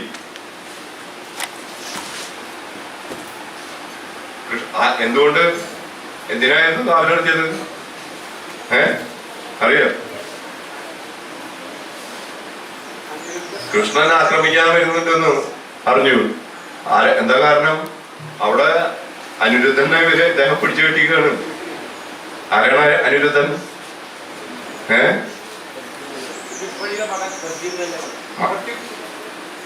അപ്പോ ആ അദ്ദേഹത്തെ അവിടെ പിടിച്ചു കെട്ടിയിരിക്കുകയാണ്. അപ്പൊ അതുകൊണ്ട് ഭഗവാനും ബലരാമനും എല്ലാവരും കൂടിയിട്ട് പടയോട് കൂടിയിട്ട് ബാണാസുരനെ ആക്രമിക്കാനായിട്ട് അദ്ദേഹം വരികയാണ്. എന്നറിഞ്ഞപ്പോ അദ്ദേഹം പേടിച്ചിട്ട് എന്ത് ചെയ്തു വെച്ചാൽ, ഭയങ്കര ശിവഭക്തനാണ് അദ്ദേഹം ആ തന്റെ ശിവഭക്തി അദ്ദേഹം ആ കൈലാസപതിയെ പോലും ഒരു കേവലം ഒരു പടയാളിയാക്കി മാറ്റിക്കളഞ്ഞു അദ്ദേഹം. മനസ്സിലായില്ലേ? പക്ഷെ അവസാനം അദ്ദേഹത്തിന് എന്തുണ്ടായി? ഗുണം ഏതുണ്ടായി? അദ്ദേഹത്തിന്റെ നാശം തന്നെയായിരുന്നു ഫലം, അല്ലേ? അപ്പൊ ഇതേപോലെയാണ് എല്ലാവരുടെയും സ്ഥിതി. കൈലാസം കൊടുത്ത അമ്മാനമാടിയ ആളാണ് രാവണൻ, അല്ലെ? അതിൽ സന്തോഷിച്ചിട്ട് അദ്ദേഹം കൈലാസപതി എന്താണ് ചന്ദ്രഹാസം തന്നെ അദ്ദേഹത്തിന് നൽകി. നീ ഇത് വെച്ചോ, നിങ്ങൾക്ക് ആവശ്യം വരും എന്ന് പറഞ്ഞു. പക്ഷെ ശ്രീരാമചന്ദ്രൻ അദ്ദേഹത്തെ വധിക്കാൻ വന്നപ്പോ എന്തുണ്ടായി? ആ ചന്ദ്രഹാസം കൊണ്ട് വല്ല ഗുണമുണ്ടായോ? ഇല്ല, അല്ലെ? അതേപോലെ തന്നെ ഹിരണ്യകശിപു, ഹിരണ്യാക്ഷൻ ഇത്യാദി ഇവരൊക്കെ ഇവർക്കുള്ള ഫലസിദ്ധി ലഭിച്ചത് ആരിൽ നിന്നാണ്? ബ്രഹ്മാവിൽ നിന്ന്, അല്ലെ? ബ്രഹ്മാവിനെ പൂജിച്ച് അവര് ഭയങ്കര ഫലസിദ്ധി നേടി. അവസാനം എന്തുണ്ടായി? ഭഗവാൻ അവരെ വധിക്കാൻ ശ്രമിച്ചപ്പോ അവര് ആർക്കെങ്കിലും തടയാൻ സാധിച്ചോ? ഇല്ല. പക്ഷേ ഇവിടെ അംബരീഷ് മഹാരാജാവിനെ വധിക്കാൻ ശ്രമിച്ചു, അല്ലെ? ആധാരായിരുന്നു അംബരീഷ് മഹാരാജ്? ഭഗവാന്റെ ഉത്തമ ഭക്തൻ. നേരത്തെ പറഞ്ഞ നവയുധ ഭക്തിയുധ സേവനങ്ങൾ ചെയ്യുന്ന ആ വ്യക്തിയെ തൊടാൻ പറ്റുമോ? പറ്റില്ല. കാരണം എന്താണ്? ഭഗവാൻ തന്നെ അദ്ദേഹത്തിന് കൊടുത്തിരിക്കുകയാണ്. എന്താണ്? സുദർശൻ ചക്രം, അല്ലെ? ആ കയ്യിലുള്ള ആളാണ് അദ്ദേഹം. അദ്ദേഹത്തിന്റെ ഭഗവാൻ പ്രൊട്ടക്ട് കൊടുത്തിരിക്കുകയാണ്. വല്ലതും ചെയ്യാൻ സാധിച്ചോ? സാധിച്ചില്ല. പിന്നെ അടുത്ത ആള് ആരാണ്? പ്രഹ്ലാദ് മഹാരാജ്. പ്രഹ്ലാദ് മഹാരാജനെ എന്തൊക്കെ ചെയ്തു? അല്ലേ? എന്തൊക്കെ ചെയ്തു? കുറെ കാര്യങ്ങൾ ചെയ്തു. പക്ഷെ അദ്ദേഹത്തിന് എന്തെങ്കിലും സംഭവിച്ചോ? സംഭവിച്ചില്ല. ഈ സംഭവിപ്പിച്ച ആൾക്ക് എന്ത് ചെയ്തു? എന്തുണ്ടായി? അദ്ദേഹം അതിന്റെ ഫലം അനുഭവിക്കുകയും ചെയ്തു, അല്ലെ? ഇനി വേറൊരു മഹാൻ ഒരു കാര്യം കൊണ്ട് ചെയ്തു. എന്താണ്? ഉത്തരയുടെ ഗർഭത്തിലേക്ക് ഒരു ബ്രഹ്മാസ്ത്രം കൊണ്ട് വിട്ടുനോക്കി. ഇനി അതെന്താ സംഭവിക്കാൻ നോക്കാലോ. പക്ഷെ ഭഗവാൻ ആരാ ഉള്ളി? ഭഗവാന്റെ അടുത്ത് ബ്രഹ്മാസ്ത്രം എന്ത് അസ്ത്രം വിട്ടാലും വല്ല കാര്യം ഉണ്ടാകും. ഭഗവാൻ അതിനെയും ചെന്ന് തടഞ്ഞു. ബ്രഹ്മാസ്ത്രം വിട്ടുകഴിഞ്ഞാൽ വല്ല കാര്യം ഉണ്ടാകും, അല്ലേ? രാസായുധം പ്രയോഗിച്ച മാതിരിയാണ്. എല്ലാം നശിപ്പിച്ച ഒരു തരി പോലും ഈ ഭൂമിയിൽ ഒന്നും ഉണ്ടാവാതെ ഇരിക്കേണ്ട ആ അസ്ത്രമാണത്. ആ അസ്ത്രം വിട്ട ആ ഉത്തരയുടെ ഗർഭത്തിന്റെ ഉള്ളിൽ ചെന്നിട്ട് ഭഗവാൻ അതിനെ തടഞ്ഞു. അപ്പൊ ഭഗവാന്റെ ഭക്തന്മാരെ തൊട്ട് കളിക്കാൻ ഒരാൾക്കും സാധ്യമല്ല. മനസ്സിലായേ? അതുകൊണ്ട് എന്ത് വേണം? എല്ലാവരും ശുദ്ധ ഭക്തന്മാരായി തീരുക. എങ്കിൽ മാത്രമേ അത് സാധിക്കുള്ളൂ. ഇനി കുറച്ച് അങ്ങോട്ടാവാം, ഇനി കുറച്ച് ഇങ്ങോട്ടാവാം എന്നുള്ള ഒരു തോന്നലൊന്നും വേണ്ട. മനസ്സിലായേ? ഇപ്പൊ നമ്മുടെ അമേരിക്കയിലേക്ക് പ്രഭുപാദ് തന്റെ ഗുരുവിന്റെ ദൗത്യവുമായിട്ട് അദ്ദേഹം പോവുകയാണ് അമേരിക്കയിലേക്ക് ഒരു ചരക്ക് കപ്പലിൽ. പോന്ന വഴിക്ക് അദ്ദേഹത്തിന് പല കഷ്ടങ്ങളും ഉണ്ടായി. 2 പ്രാവശ്യം അറ്റാക്ക് ഉണ്ടായി. പലതരത്തിലുള്ള ബുദ്ധിമുട്ടുകളും ഉണ്ടായി. പക്ഷെ ആ ബുദ്ധിമുട്ടുകളെയൊക്കെ തരണം ചെയ്തുകൊണ്ട് പക്ഷെ എന്തുണ്ടായെന്നറിയോ? ഭഗവാൻ വന്നു. ആ സമയത്ത് പ്രഭുവാനോട് പറഞ്ഞു, നീ മുന്നോറിക്കോളോ, ഞാനുണ്ട് കൂടെ, പേടിക്കണ്ട. ആ ധൈര്യത്തിന്റെ മേലെയാണ് അദ്ദേഹം അമേരിക്കയിലേക്ക് എത്തിയത്. അതുകൊണ്ടാണ് ഇന്ന് നമ്മളിവിടെ ഇരിക്കുന്നത്. ജയ പ്രഭുപാദ്, അല്ലേ? ആർക്കെങ്കിലും എന്തെങ്കിലും സംശയമുണ്ടോ? ഇല്ല. അതാണ് നമ്മുടെ ആചാര്യന്മാർ. മനസ്സിലായോ? ആ ആചാര്യന്മാരുടെ കാലടിപ്പാതകളെ പിന്തുടരണം. എങ്ങനെ പിന്തുടരണം? വളരെ സിംപ്ലിസിറ്റിയോട് കൂടി. അതിലും താഴെയാണ് നമ്മൾ എന്നുള്ള വിചാരത്തോടു കൂടി നമ്മൾ പിന്തുടരണം. അതിലും മേലെയാണെന്നുള്ള വിചാരം ഒരാളും വരരുത്. ആദ്യം അതൊക്കെ ഇറക്കി വെക്കും കേട്ടോ, എന്നിട്ട് മതി അതൊക്കെ. ഈ ഭഗവത് സേവനം എന്ന് പറഞ്ഞാൽ അതാണ്. നമ്മുടെ ബുദ്ധിയിൽ നിന്ന് അതൊക്കെ മാറ്റിക്കളയാ. എന്താണ്? നമ്മൾ എന്നും ദാസാനു ദാസാനു ദാസാനു ദാസാനു ദാസ്. ആ ചിന്ത നമുക്ക് എന്നുണ്ടാവട്ടെ. അത് നമുക്ക് ഉണ്ടാക്കിയത്. അതിനുള്ളൊരു ഭാഗ്യം നമുക്ക് നമ്മുടെ ഗുരുവിനോടും പ്രഭുപാദിനോടും അവിടുന്ന് ഇവിടുന്ന് എല്ലാവരോടും ഏറ്റവും ഒടുവിൽ ഭഗവാനോടും പ്രാർത്ഥിക്കുക. അതിനുള്ള അവസരം ഞങ്ങൾക്ക് തരൂ. അങ്ങനെ ഒരുള്ള ആ ഒരു അവസ്ഥ നമുക്കുണ്ടായാൽ ഈ കൃഷ്ണഭക്തി നമുക്കുണ്ടാവും. എങ്കിലേ കൃഷ്ണഭക്തി ഉറച്ചു നിൽക്കൂ. അവിടെ ജ്ഞാനത്തിനോ അല്ലെങ്കിൽ എന്താ പറയാ യോഗത്തിനോ അല്ലെങ്കിൽ കർമ്മത്തിനോ അല്ലെങ്കിൽ ഏത് തരത്തിലുള്ള കർമ്മകാണ്ഡങ്ങൾക്കൊന്നും ബാധകമല്ല. ശുദ്ധമായ പരിശുദ്ധമായ ഭക്തി നമ്മുടെ മനസ്സിലുണ്ടാവണം. അതാണ് നമുക്ക് ആവശ്യം. അതേ ആദ്യം ഉണ്ടാക്കിയിട്ടുണ്ട്. ഞാൻ ഒന്നുമല്ല,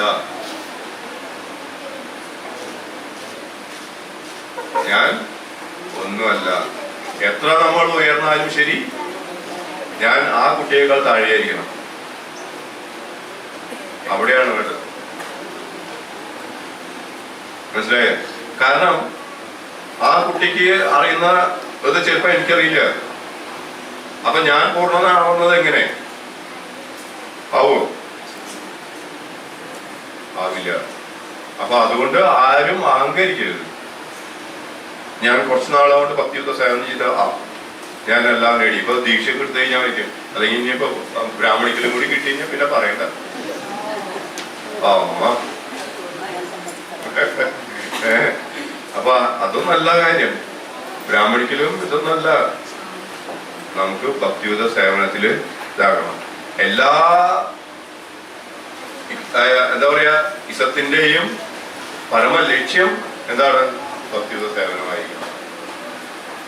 മനസ്സിലായോ?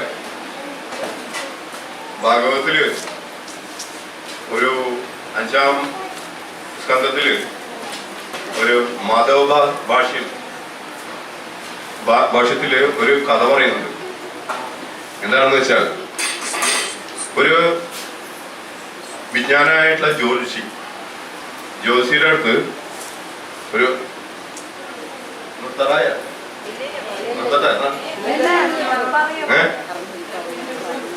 അയ്യോ വിജ്ഞാനായിട്ടുള്ള ഒരു വിഖ്യാതനായിട്ടുള്ള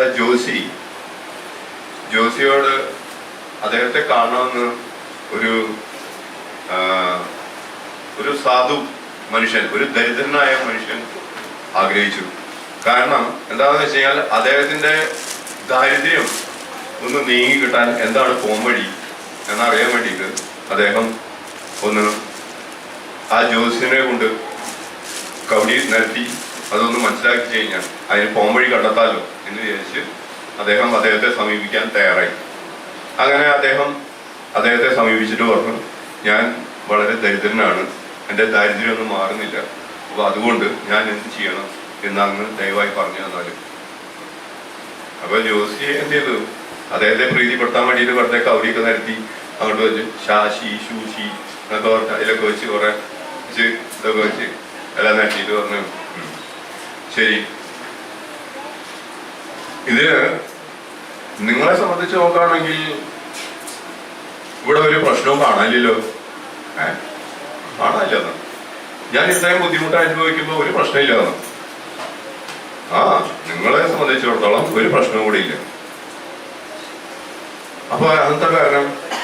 അതായത് നിങ്ങളുടെ വീട്ടിൽ ഒരു നിധി ഒളിഞ്ഞു കിടക്കുന്നുണ്ട്. ആ നിധി കുഴിച്ചെടുത്താൽ നിങ്ങളുടെ എല്ലാവിധ ദുരിതങ്ങളും മാറിക്കിട്ടും. ശരിയല്ലേ? അല്ലേ? നിധിനെ കുഴിച്ചെടുത്തു കഴിഞ്ഞാൽ എല്ലാ ദുരിതങ്ങളും മാറിക്കിട്ടില്ലേ?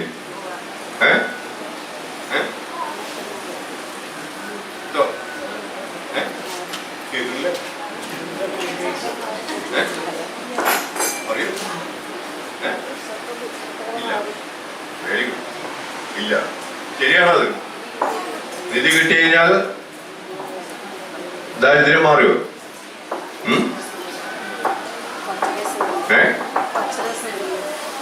സമാധാനം കിട്ടില്ല അല്ലേ? ശരി. അപ്പോ അങ്ങനെ അതായത് ജോസി പറയാണ്, നിങ്ങളുടെ അച്ഛൻ വിദേശത്ത് വെച്ച് മരിച്ചുപോയി. പക്ഷെ ആ അച്ഛൻ എന്ത് ചെയ്തു? നിങ്ങളുടെ വീട്ടില് ഈ നിധി കുഴിച്ചിട്ടു. പക്ഷെ അദ്ദേഹത്തിന് അവിടെ വെച്ച് മരിച്ചു പോയതിനാൽ നിങ്ങളോട് അത് പറയാൻ സാധിച്ചില്ല. അപ്പൊ നിങ്ങൾ ആ നിധി കുഴിച്ചെടുത്തു കഴിഞ്ഞാൽ നിങ്ങളുടെ എല്ലാ വിഷമവും മാറും എന്ന് പറഞ്ഞു. അപ്പോ അദ്ദേഹം പറയാണ്, ഈ ജോസി പറയാണ്, നിങ്ങള് എന്ത് വേണമെന്ന് വെച്ച് കഴിഞ്ഞാൽ, നിങ്ങൾ പടിഞ്ഞാറ് വശത്ത് കുഴിക്കരുത്. പടിഞ്ഞാറ് വശത്ത് നിങ്ങൾ കുഴിക്കരുത്. അപ്പോ പടിഞ്ഞാറ് വശത്ത് എന്താണെന്ന് വെച്ച് കഴിഞ്ഞാൽ പറയാണ്, അവിടെ മാനസികമായ ഊഹപോഹങ്ങളാണുള്ളത്. എന്താണ് മാനസികമായ ഊഹപോഹങ്ങൾ? അതിന്റെ അർത്ഥം എന്താണ്?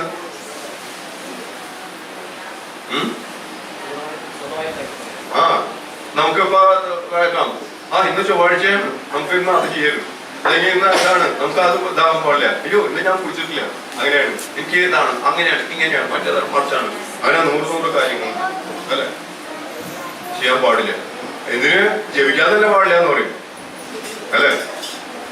അപ്പൊ അങ്ങനെയാണ്. അപ്പൊ അതൊക്കെയാണ് പലതരത്തിലുള്ള മാനസികമായ ഊഹപോഹങ്ങൾ എന്ന് പറയുന്നത്. അപ്പൊ നിങ്ങൾ അവിടെ കുഴിക്കരുത്. അവിടെ കുഴിച്ചു കഴിഞ്ഞാൽ കിട്ടുന്നത് അതാണ്. പിന്നെ പറയും എന്താണ്, നിങ്ങൾ വടക്കേ ഭാഗത്ത് ആ ഭാഗത്ത് ഒട്ടും കുഴിക്കരുത്. അപ്പൊ അവിടെയും കുഴിക്കരുത്. അപ്പൊ അവിടെ എന്താണുള്ളത്? വടക്ക് ഭാഗത്ത് പറയാണ് ധ്യാനാത്മകമായ യോഗങ്ങളാണുള്ളത്. അവിടെ നമുക്ക് പലതരത്തിലുള്ള യോഗങ്ങൾ, ധ്യാനങ്ങളും യോഗങ്ങളും പലതരത്തിലുള്ള യോഗങ്ങളും ഉണ്ട്. അതൊക്കെയാണുള്ളത്. അതാണ് അവിടെ നിന്ന് നമുക്ക് ലഭിക്കാൻ പോണത്. പിന്നെ എന്താണുള്ളത് പറയുന്നത്? തെക്കേ ഭാഗത്താണ്. തെക്കേ ഭാഗത്ത് എന്താണുള്ളത് വെച്ച് കഴിഞ്ഞാൽ വൈദികമായ ചടങ്ങുകൾ. തെക്കേ ഭാഗത്ത് കുഴിച്ചു കഴിഞ്ഞാൽ അവിടുന്ന് കിട്ടുന്നത് വൈദികമായ ചടങ്ങുകൾ. അവിടുന്ന് കിട്ടാൻ പോണത് അതാണ്. അതിലാണോ? പിന്നെ ഒരു ഭാഗം കൂടിയുണ്ട്. എന്താണത്? ഏതാ ഭാഗം? കിഴക്ക് ഭാഗം. അദ്ദേഹം പറയണ അവിടെ കുഴിക്കും. അവിടെ കുഴിക്കുമ്പോ നിങ്ങളുടെ യജ്ഞനിധി ലഭിക്കും. ആ അതെ, ശരി. അപ്പൊ നോക്കുമ്പോ എന്താണ്? അതെന്തായിരിക്കും?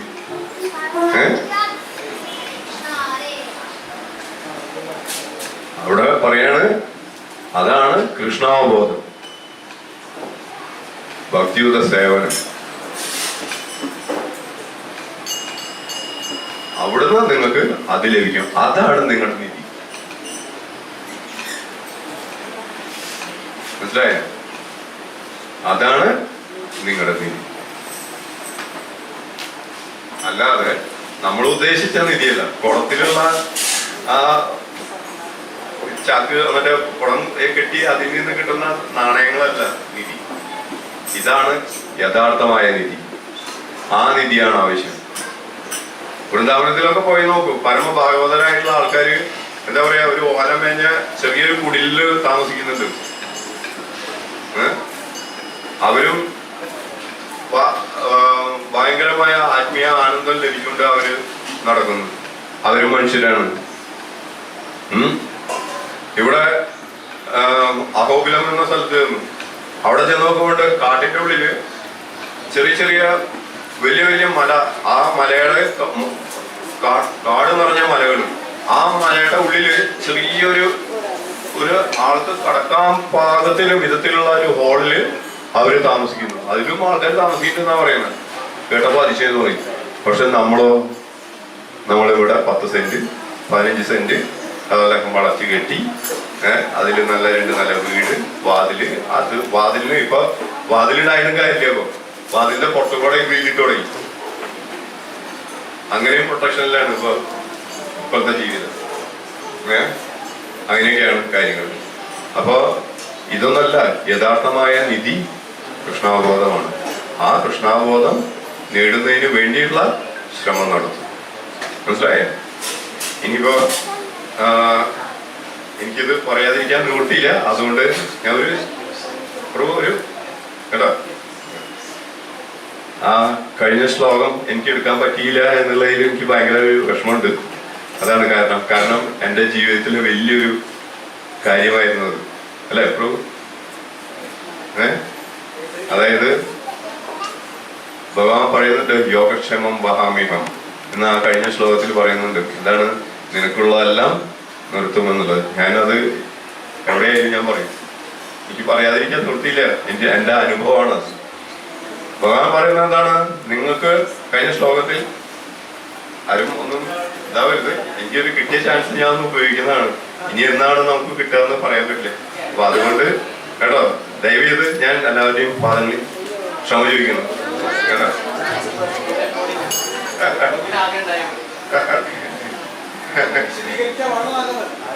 വിശദീകരിക്കുന്നില്ല. കാരണം എന്താ വെച്ചാൽ പ്രസാദത്തോടെ ലെവലേ കേട്ടോ, റെഡിയായി കഴിഞ്ഞു. ഇനി പിന്നെ അത് മാത്രമല്ല കേട്ടോ, മണം വന്നു തുടങ്ങി. മഹാപ്രസാദേ ഗോവിന്ദേ ആയി തുടങ്ങി. അതിന്റെ സമയമായി. അപ്പൊ അതാണ്. അതുകൊണ്ട് നമുക്ക് ഞാൻ ചെയ്യുന്നത് നിങ്ങൾക്കൊരു ഗുണമാണ്. കാരണം എത്ര ലേറ്റ് ആവുന്നോ അത്രയും മഹാപ്രസാദം അടിയാം നമുക്ക്. അല്ലെ? കയറ് നല്ല വിശക്കും. അപ്പൊ നമുക്ക് കൂടുതൽ മഹാപ്രസാദം കഴിക്കാം. അല്ലെ? അതിന് കുറച്ചുകൂടി വിശക്കട്ടല്ലേ എന്നിട്ട് കഴിക്കാമെന്ന്. അപ്പൊ അതുകൊണ്ട് ഞാൻ ആ ചാൻസ് പ്രഭുവിന്റെ അനുമതിയോട് കൂടിയിട്ട് ഞാൻ എന്താ പറയുക. കാരണം എൻ്റെ ഒരു അനുഭവമായിരുന്നു കഴിഞ്ഞ ശ്ലോകത്തിൽ ഉണ്ടായിരുന്ന ഒരു അനുഭവം. കാരണം 2010 ജനുവരിയിൽ എൻ്റെ മകനൊരു ആക്സിഡന്റ് ഉണ്ടായി. ആ ആക്സിഡന്റിൽ ബോധശൂന്യനായിട്ട് ആ മകൻ ഇവിടെ മെഡിക്കൽ കോളേജിൽ അഡ്മിറ്റ് ആവുകയും അതിനുശേഷം ഇവിടെ അശ്വിനി ഹോസ്പിറ്റലിലേക്ക് കൊണ്ടുവരികയും അവിടെ നിന്ന് 2 മേജർ ഓപ്പറേഷനിലൂടെ അവനെ രക്ഷപ്പെടുത്തി കൊണ്ടുവരികയും ചെയ്തു. എനിക്ക് സത്യം പറഞ്ഞാൽ അതിലൂടെ ഒരു മൊത്തത്തിൽ ഒരു 1.25 ലക്ഷത്തിന്റെ അടുത്ത് എനിക്ക് ചെലവ് ഉണ്ടായിരുന്നു. ഏകദേശം കണക്കാക്കപ്പെട്ടു. അപ്പൊ ഇതിനു വേണ്ടിയിട്ട് അപ്പൊ അതിന് പ്രഭുക്കാണ് നമുക്ക് ഇതിന് സഹായിക്കാനൊക്കെ ഉണ്ടായിരുന്നത്. കൂടെ പ്രഭുക്കാനോട് ചോദിച്ചു, പ്രഭു അപ്പൊ ഡിസ്ചാർജ് ചെയ്യാൻ എന്ത് ചെയ്യും? എൻ്റെ കയ്യിലാണെങ്കിൽ ഒരു 5000 രൂപ പോലും അന്ന് തയ്ച്ചെടുക്കാൻ ഇല്ലാത്ത സമയമായിരുന്നു. ആ സമയത്താണ് ഈ സംഭവം ഉണ്ടാവുന്നത്. അപ്പോ അവിടെ നിന്നും ഇവിടെ നിന്നൊക്കെ ആയിട്ട് എല്ലാവരെയും സഹകരണം കൊണ്ട് ഒരു ചെറിയൊരു തുക അവിടെ കെട്ടിവെക്കാൻ പറ്റി. ഒരു 48,900 രൂപ അവിടെ കെട്ടിവെച്ചു. പക്ഷെ ഇനിയും ബാക്കി വരികയാണ്. അപ്പൊ ഞാൻ ഒപ്പിയിൽ അന്വേഷിച്ചു ഡിസ്ചാർജ് ചെയ്യുന്നതിന് മുമ്പായിട്ട് ഏകദേശം എത്ര വരും എന്നും. അപ്പോ അവന്റെ കണക്ക് പ്രകാരം നോക്കുകയാണെങ്കിൽ ഒരു 1.25 ലക്ഷത്തോളം ഇനിയും ബാക്കിയുണ്ട് അവനെ ഡിസ്ചാർജ് ചെയ്യണമെങ്കിൽ. അപ്പൊ ഞാൻ നോക്കുമ്പോ എൻ്റെ ഒരു വഴിയില്ല. അപ്പൊ പ്രഭു ചോദിച്ചു, പ്രഭു എന്ത് ചെയ്യും? അപ്പൊ ഞാൻ പറഞ്ഞു, എനിക്ക് അവിടെ ഇനി അതുകൂടെ ഒരു 5 സെന്റ് സ്ഥലമുണ്ട്. അപ്പൊ ഞാനത് വിറ്റിട്ട് അത് അവനെ ഡിസ്ചാർജ് ചെയ്യാം. പക്ഷെ അത് ആ പൈസ കിട്ടുന്നവരെ ഒരു സമയം എനിക്ക് വേണം. അപ്പൊ പ്രഭു പറഞ്ഞു, കുഴപ്പമില്ല, എൻ്റെ ഫാദറിലൊക്കെ അവിടെ പിടിപ്പുള്ള ആളാണ്, അദ്ദേഹം പറഞ്ഞു കഴിഞ്ഞാൽ നടക്കും. അല്ലെങ്കിൽ അതിന് പകരം ഡിസ്ചാർജ് ചെയ്ത് കൊണ്ടുപോകാൻ നമുക്ക് ചെക്ക് കൊടുക്കാം. ചെക്ക് കൊടുത്ത് വേണമെങ്കിൽ അവർക്ക് അതായിട്ട് നമുക്ക് സമ്മതിക്കും കൊണ്ടുപോകാം. അതിന് വിരോധമൊന്നുമില്ല എന്നൊക്കെ പറഞ്ഞു. അങ്ങനെയുള്ള ആ ധൈര്യത്തിൽ ഞാൻ എന്ത് ചെയ്തു, പ്രഭുവിനോട് പറഞ്ഞു, ഞാൻ ഒരു കാര്യം ചെയ്യാം, ഞാൻ ഏറെക്കുടയിൽ നിന്നിട്ട് ആ സ്ഥലത്തിനൊരു ആളുണ്ട്, നമുക്ക് വേണ്ടപ്പെട്ട ഒരാളുണ്ട്, അയാളോട് സംസാരിച്ചിട്ട് ഞാനത് ശരിയാക്കിയിട്ട് വരാം എന്ന് പറഞ്ഞ് ഞാൻ ഏറെക്കുടയിൽ ചെന്ന് അദ്ദേഹത്തെ കണ്ട് സംസാരിച്ച് അദ്ദേഹത്തെ കൊണ്ട് സ്ഥലം കാണിച്ചു കൊണ്ടുകൊടുത്ത് കാണിച്ചപ്പോൾ ആൾക്കും അറിയാം ഇങ്ങനെ സംഭവം ഉണ്ടായിട്ടുണ്ട്. അപ്പൊ അതുകൊണ്ട് അവർക്ക് അത്യാവശ്യം തന്നെയാണ് എന്ന് പറഞ്ഞു. അപ്പൊ ആള് പറഞ്ഞു, ശരി ഞാൻ നോക്കാം എന്നൊക്കെ പറഞ്ഞ് ആ സ്ഥലമൊക്കെ എല്ലാം ലെവലാക്കി ഇട്ട് ഞാനിവിടെ വന്ന് ഞാൻ പ്രഭുവിൻ്റെ അടുത്ത് പറഞ്ഞു, പ്രഭു അദ്ദേഹം കൊടുക്കാന്ന് പറഞ്ഞിട്ട്, അപ്പൊ അതുകൊണ്ട് അതിന്റെ ഒരു സമയം മാത്രമേ നമുക്ക് ആവശ്യമുള്ളൂ. ഓക്കെ എന്ന് പറഞ്ഞു. അങ്ങനെ 1.25 ലക്ഷം ആയിരുന്നു ടാർജറ്റ്. അങ്ങനെ ബില്ല് വന്നപ്പോണ്ട് 36,000 രൂപ ആകെ. അല്ലേ പ്രഭു? 36,000 രൂപ. ബാക്കി 1.25 ലക്ഷത്തിൽ 36,000 രൂപ കഴിച്ച് ബാക്കിയുള്ളത് എവിടെ പോയാവോ? പോയി കൊടുത്തൂല്ലേ? എന്നിട്ട് പ്രഭുവിന്റെ ഫാദറിനെ വിളിച്ചു, മാതാജിയുടെ അച്ഛനെ. മാതാജിയുടെ അച്ഛനാണ്. അവര് വന്നില്ലല്ലോ പ്രഭു? അതെ. അപ്പോ അവരോട് അച്ഛനോട് വിളിച്ചു പറഞ്ഞു, ഇങ്ങനെയാണ് ബില്ല് വന്നിരിക്കുന്നത്, എന്താ വേണ്ടതെന്ന് ചോദിച്ചു. പ്രഭു ഒരു കാര്യം ചെയ്യാം, ഞാൻ ഏതായാലും മാനേജറോട് പറഞ്ഞിട്ടുണ്ട്, ബില്ല് വന്നു കഴിഞ്ഞാൽ എന്നെ കാണാനും പറഞ്ഞിട്ടുണ്ട് മാനേജർ. പ്രഭു ഒരു കാര്യം ചെയ്യാം, ഏതായാലും അത്രയേ ഉള്ളൂ, ഒന്ന് കാണിച്ചിട്ട് അദ്ദേഹം എന്താ പറയണെന്ന് നോക്കും. ഞാൻ അതുകൊണ്ട് മനസ്സോട് കൂടിയിട്ട് അങ്ങോട്ട് ചെന്ന് അദ്ദേഹത്തിന് ബില്ല് കാണിച്ചു കൊടുത്തു. ഇത് നമ്മുടെ CS മാനുവിന്റെ CS മാനുവിന്റെ പേഷ്യൻ്റാണ് അത്. അപ്പോൾ 405 പേഷ്യൻ്റാണ് പറയണ്ടത്. അപ്പൊ അതല്ലേ, ഓക്കെ, അദ്ദേഹത്തിനോട് പറയണ്ടെന്ന് പറഞ്ഞു. അങ്ങനെ അദ്ദേഹം ബില്ല് വാങ്ങിയിട്ട് എന്ത് ചെയ്തു, ആ 6,000 കൂടി കട്ടി വെറും 30,000 റൗണ്ട് ചെയ്തിട്ട് തടച്ചോളൂ കൊണ്ടേക്കുള്ളൂ എന്ന് പറയാണ്. ഞാൻ വിചാരിച്ചു ഇത് എന്ത് സംഭവം? അവിടെ സ്ഥലം വിൽക്കാൻ വേണ്ടി എല്ലാം റെഡി ആയതാണ്. ഞാനിത് പൊളിയാണോ പറയണതെന്നുണ്ടെങ്കിൽ പ്രഭുവിനോട് ചോദിച്ചു. പ്രഭു എല്ലാ കാര്യത്തിനും എന്റെ കൂടെ നിന്നുണ്ട്. അതെ, ഇതാണ് യോഗക്ഷേമം വഹാമ്യം.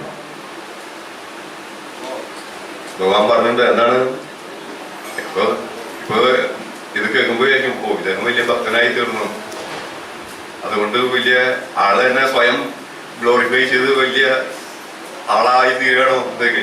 അതാണ് എന്ന് പറഞ്ഞാൽ ഞാൻ പറഞ്ഞ ഇത് കുറച്ച് താത്തായിരുന്നു, കുറച്ച് ഇതാണ് ഉയർന്നു ഉയർന്ന് ഇങ്ങനെ പോയി. അതെ, പക്ഷെ നമുക്ക് ഇത് ഉള്ളതാണ്. ഞാൻ എന്നെ സ്വയം ഗ്ലോറിഫൈ ചെയ്ത് ഞാൻ ഉയരാൻ വേണ്ടിട്ട് പറഞ്ഞതല്ല. അതേപ്പോ നമ്മുടെ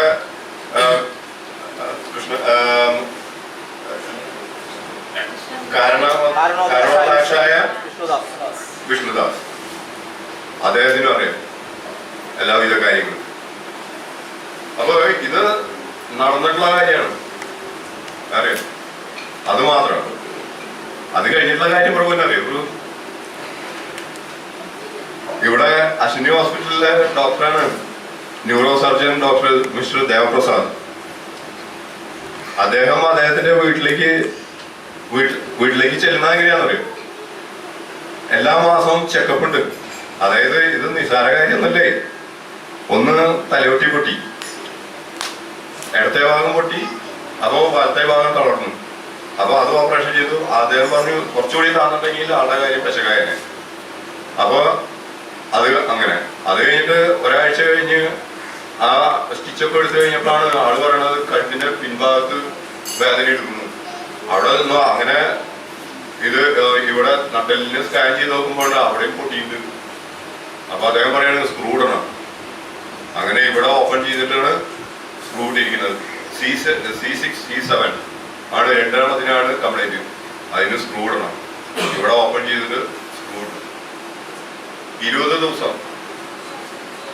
ആ 20 ദിവസം കൊണ്ട് ഈ 2 മേജർ ഓപ്പറേഷൻ കഴിഞ്ഞിട്ട് ഈ തളർന്ന കുട്ടി നടന്നു പോവാണ്. ഇതില്ലാത്താണോ? ഇത് ഈ പറയുന്നത് എന്തിനാണെന്നറിയോ? ഇതെല്ലാവരും മനസ്സിലാക്കി തികഞ്ഞ കൃഷ്ണഭക്തനാവാൻ വേണ്ടിയിട്ടാണ്. ഇനി വേറൊരു സംഭവം കൂടി പറയാം. ആള് ഈ മെഡിക്കൽ കോളേജിലായിരുന്നു ആദ്യം അഡ്മിറ്റ് ചെയ്തത്. അന്ന് രാത്രി അവിടെ നിന്ന് അതിന്റെ ICU നിന്ന് ഒരു ലേഡി അറ്റൻഡർ വന്നിട്ട് എൻ്റെ വൈഫിനോട് പറയാണ്, നിങ്ങളുടെ അടുത്ത് വല്ല ശിവന്റെ അമ്പലം ഉണ്ടോ?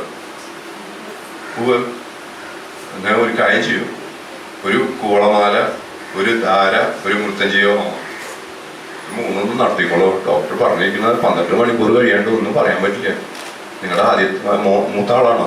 അതല്ലേ, ഇതൊന്ന് ചെയ്യൂട്ടാ. എൻ്റെ അടുത്ത് വൈഫ് വന്നിട്ട് പറഞ്ഞു, എങ്ങനെയാ അവർ പറയുന്നത്, എന്താ വേണ്ടേ? ഞാൻ പറഞ്ഞു, എല്ലാ മൃത്യുഞ്ജയത്തിന്റെയും അധിപനാണ് ഭഗവാൻ. ആ ഭഗവാൻ നമ്മുടെ കയ്യിലുള്ളപ്പോ പിന്നെ നമുക്ക് എന്തിനായി പേടിക്കാനുള്ളത്? ഒന്നും ഉണ്ടാവില്ല. ഭഗവാൻ അവനെ എടുക്കണമെന്നുണ്ടെങ്കിൽ അവ എടുക്കട്ടെ. ഭഗവാൻ കൊണ്ടുപോകണമെങ്കിൽ കൊണ്ടുപോട്ടെ. നമുക്ക് ഒരു പേടിയില്ല. ഭഗവാൻ വിട്ടുകൊടുത്തിരിക്കുന്നു. നമ്മളെക്കാൾ വലിയ ഭക്തനായിട്ടുള്ള പൂന്താനത്തിന്റെ കുട്ടീനെ എടുത്തുണ്ടേ. എന്നിട്ടാണ് പിന്നെ നമ്മുടെ കാര്യം. അപ്പോ ഒരു നയാ പൈസ അങ്ങനെ ഒരു കാര്യത്തിന് വേണ്ടി ചെയ്തിട്ടില്ല. അറിയോ? പ്രഭുവിനറിയാലോ ഞങ്ങൾ അവിടെ എങ്ങനെയാണ് കഴിഞ്ഞിരുന്നത് എന്നുള്ളത്. അതെ, എല്ലാവർക്കും അറിയാം. അതെ, മാതാജിക്ക് അറിയാം, പഴയ ദേവർക്ക് എല്ലാവർക്കും അറിയാം. ഞങ്ങൾക്ക് ആശുപത്രി അല്ലായിരുന്നു അത്. ഈ 20 ദിവസം എന്ന് പറഞ്ഞാൽ ഞങ്ങൾ ശരിക്കും പറഞ്ഞാൽ ആനന്ദിക്കുകയായിരുന്നു. അറിയാം. കാരണം എന്ന് വെച്ചാൽ അതിനു മുമ്പൊക്കെ ആഴ്ചയിൽ ഒരു ദിവസമായിരുന്നു സത്സംഗം ഉണ്ടായിരുന്നു. പക്ഷെ അവിടെ കഴിഞ്ഞപ്പോ ദിവസം സത്സംഗമായിരുന്നു. എന്തിനും ഓപ്പറേഷൻ ചെയ്യുന്ന ആ സമയത്ത് പുറത്ത് ക്ലാസ് നടക്കുന്നു ഇവിടെ. അല്ലെ? അദ്ദേഹത്തിന്റെ പേരെന്താണ്? മദ്രാസിൽ നിന്നുള്ള ഹരിസുദൻ ദാസ് പ്രഭു. അദ്ദേഹം വന്നിട്ട് ഇവിടെ ക്ലാസ് എടുക്കുന്നു പുറത്ത് ചെയ്യുന്നത്. അവിടെ അകത്ത് ഈ നേരത്തെ പറഞ്ഞ സ്ക്രൂ ഓപ്പറേഷൻ നടക്കുകയാണ്. അന്ന് ഡോക്ടറെ എഴുതി വാങ്ങിക്കാണ്, എന്താണ് ആള് തളർന്നു പോയാൽ ഞങ്ങൾ ഉത്തരവാദിയല്ല എന്ന്. ഞങ്ങൾക്ക് കൂടെ അതാണ് വലിയ കാര്യമാണ്. അതൊക്കെ വലിയ കാര്യമാണ്. പക്ഷെ ഭഗവാന്റെ സേവനമാണ് ഏറ്റവും പ്രധാനപ്പെട്ട കാര്യം. ആ സേവനം ഉണ്ടെങ്കിൽ പിന്നെ ഇതൊക്കെ ഒരു വളരെ സിമ്പിൾ ആയിട്ടുള്ള കാര്യം അറിയാം. അപ്പൊ അതുകൊണ്ട് എന്താണ്, ആരും വ്യതിചലിക്കരുത്. ഇപ്പൊ ഈ ഗീത നമ്മളെ പഠിപ്പിക്കുന്നത് അതാണ്. അനന്യശ്ചിന്തയന്തോമ, മനസ്സിലായ? അനന്യസ് ചിന്തയന്തോ മാം. എന്താണ് അതിന്റെ അർത്ഥം? അന്യന്മാരായിട്ടുള്ള ആ ചിന്തയൊന്നും പാടില്ല. എന്നെ മാത്രം ഉപാസിക്കൂ എന്ന് വെറുതെയല്ല ഭഗവാൻ പറയുന്നത്. ഭഗവാൻ ഇതേമാതിരിയുള്ള പരീക്ഷണ ഘട്ടങ്ങളെ നമുക്ക് തരും. എന്നിട്ട് പോയി അത് നോക്കും, എന്താണ് ഇവൻ ചെയ്യുന്നത്, അനന്യ ആണോ, അല്ല ഇത് താൽക്കാലിക ഭക്തിയാണോ, അത് ഉറച്ച ഭക്തിയാണോ എന്ന് നോക്കും. അങ്ങനെ നോക്കുമ്പോ ഭഗവാൻ ഇത് ഉറച്ച ഭക്തിയാണ്, അപ്പൊ ശരി, ബാക്കിയുള്ള കാര്യം ഇതൊക്കെ. ഇനി വേറൊരു സംഭവം കൂടി പറയട്ടെ. ഇതെല്ലാം കഴിഞ്ഞ് 8 മാസം കഴിഞ്ഞപ്പോ ഞങ്ങൾ അവിടെ ആ സ്ഥലത്ത് വീട് പണിത് താമസമാക്കി. പ്രഭു എല്ലാവരും കൂടി വന്ന് അവിടെ സങ്കീർത്തനം നടത്തി പോകുന്നു. അതാണ് യോഗക്ഷേമം വഹാമയം. മനസ്സിലായോ? അങ്ങനെയൊക്കെ ആയിരിക്കണം. അയ്യോ സോറി, വീണ്ടും ഞാൻ എന്നെ തന്നെ ഇത് വരികയാണ്.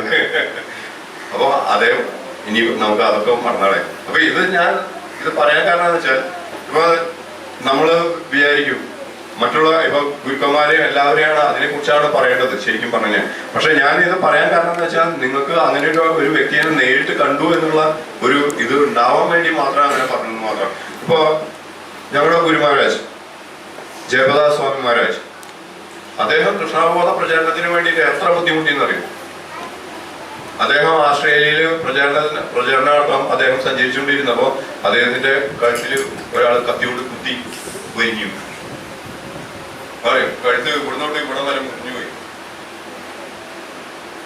പക്ഷെ അദ്ദേഹത്തിന്റെ ഓപ്പറേഷനും ഇതെല്ലാം കഴിഞ്ഞ് ഭക്തന്മാരെ എല്ലാവരും ഉലകം മുഴുവൻ ജപമായിരുന്നു അദ്ദേഹത്തിന് വേണ്ടി. അങ്ങനെ ജപിച്ച് അദ്ദേഹം സുഖനായി വീണ്ടും അദ്ദേഹം പ്രചാരണം തുടങ്ങി. അത് കഴിഞ്ഞു 2009 അദ്ദേഹം കോമയിലായി.